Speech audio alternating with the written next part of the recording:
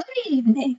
Welcome back to PWT Rely News with your host, Mosey Along. And tonight on the Foreign Services, we're going to talk about how to stay cool overseas during this summer without air conditioning. This is something the Europeans know better than almost anyone, how to stay cool in summer without air conditioning. In much of Europe, AC is rare. Homes, hotels, and public buildings rely on centuries-old cooling habits. Simple, smart, and surprisingly effective. And during the 50s or 60s, there were very few people who had central air conditioning. They had anything, it was those box AC units. And well, to tell you the truth, only adults really got to use them. When I was growing up, if you happened to stray into one of those rooms, you were shooed out. You were a kid. And kids are supposed to be able to withstand heat a lot better than an older folks. And now that I'm older, I can understand. So let's explore what they do over there and how us Americans can use the same strategies. One, control the sun before it controls y'all. Window shading, black heat before it enters. In France, where they're really having problems with the heat, they're now using chalk on the windows to keep the sun glare and the heat out. Curtains and shutters. This is Europe's classic cooling tool. Morning air. Ventilate early and seal by noon. Europeans treat sunlight like heat's delivery system. They close shutters, blinds, and curtains during peak hours. Same way I did. When it gets over 85, the first thing that goes is the glass curtains, and I close them.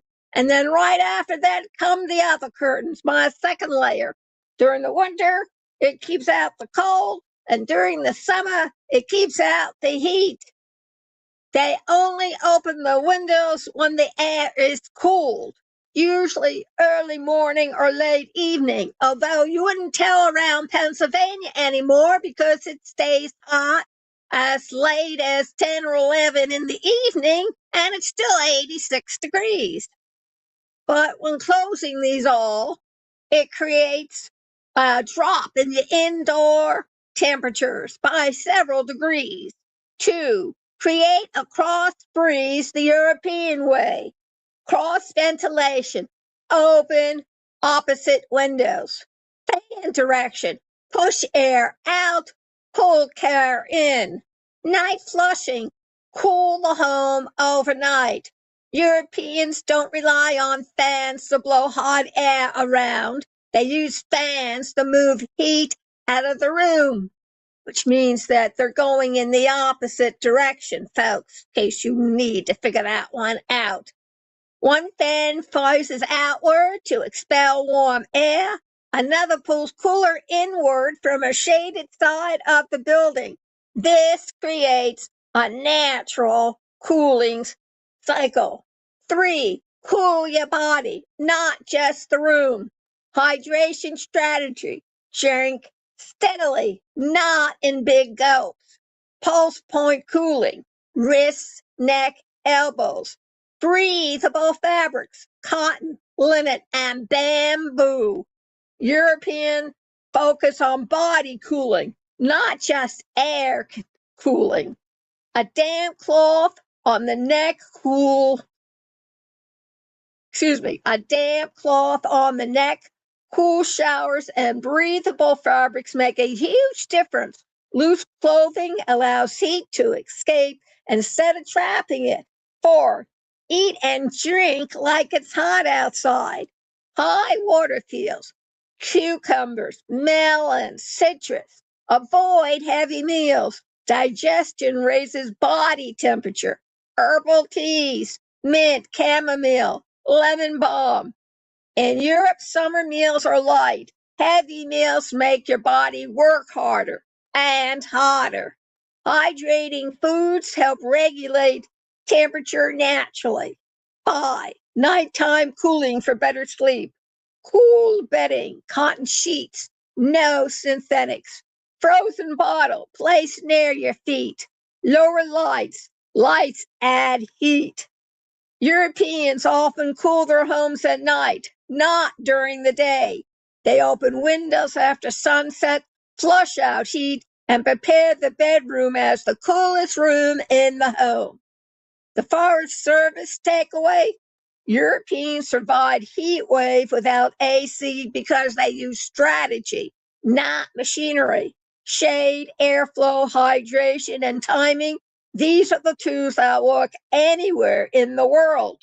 And if you're in a big city, remember this: all that AC, it comes out as heat from the vents. That's why cities are so suffocatingly hot, because all that AI is cooling the AC is pulling all that hot air out into the street. And you, as the person, get to fry on that sidewalk. Don't believe me? Open an egg and drop it on the sidewalk and watch it fry away. That's what it does to your skin. Make sure you got some protection on your bare spots. Carry an umbrella. It keeps the UV rays from hitting your body directly. Wear loose cotton or gauze sleeves to protect your arms. Same thing with your pants.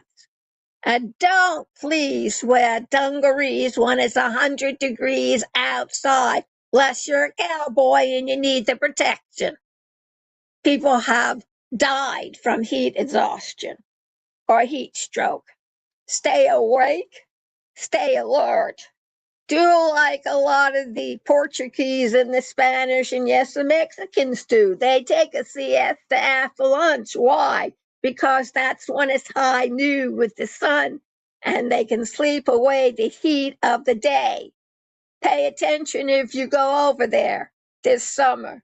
France and England, Spain, they're all getting hit with very high temperatures. And if the humidity is really high along with it, it's a disastrous day. So keep a water bottle nearby, folks. This is Mosey's Along. Stay informed, and we'll keep on coming back to the heat because it's only going to get worse. We still have the dog days of August. So hang tough, hang cool, and remember, sometimes you have to use your noggin to compete with the heat. See you tomorrow morning.